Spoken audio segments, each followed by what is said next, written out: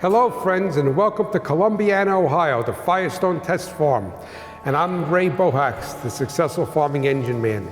But today we're going to talk about wheel bearings, tapered roller bearings to be exact. And an interesting thing about tapered roller bearings is that many years ago it was actually invented by a farmer.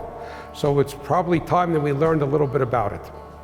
And you'll find them every place in the farm. You'll find them in vehicles, you'll find them in machinery, you'll find them on wagons, and everything that's going to roll is going to have some sort of bearing, and many times a serviceable tapered roller bearing. And the key to this is serviceable, meaning that you could replace it and you could grease it.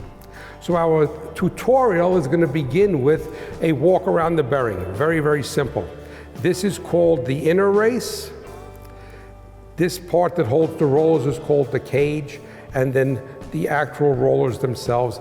And then there's also an outer race. The outer race marries the bearing together. A couple of service tidbits. If a bearing ever goes bad, it always is sold with a new outer race.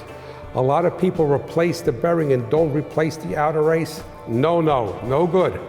Because what happens is that the bearing will wear to the race, and this race will be deformed, and you will ruin the new bearing in short order.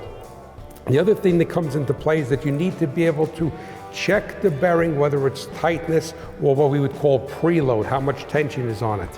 Whenever you have the opportunity to jack up a piece of equipment or a vehicle, a wagon that has a tapered roller bearing, what I like to do is jack it up off the ground and then take the tire and hold it on the top and hold it on the bottom and rock it back and forth like this. So push and pull, push and pull. There should be no play. If there's any play, then the roller bearing does not have enough preload on it or has dissipated all of its grease and needs to be serviced. The next thing is the bearing needs to be cleaned and inspected when it comes time for service. You could wash this in mineral spirits, and then if you would speak to a bearing company, they tell you that they need to be air dry. You're not supposed to use compressed air to dry it, but in actual practice, it's not going to hurt anything if you wanted to expedite it. But you want to look at the rollers, and you want to make sure, spin them around, look for any burrs, rough spots, and you also want to make sure there's no discoloration, and you want to take the cage and move it on the inner race to see there's not excessive play. Then once it's clean and it checks out fine, it's time to be re-greased. You can use a bearing packer, which is a very efficient way to do it, and there's many different types of bearing packers. Some of the least expensive use a grease gun. The only caveat is that you have to make sure that the tube of grease that's in your grease gun can go into a roller bearing, that it's not just a generic grease for like a ball joint or what have you. Or you could do the old-fashioned way and you could pack it by hand. And what we're going to do here is we're going to pack it by hand. You're going to take some grease, you're going to put it in your hand if you choose to do it this way.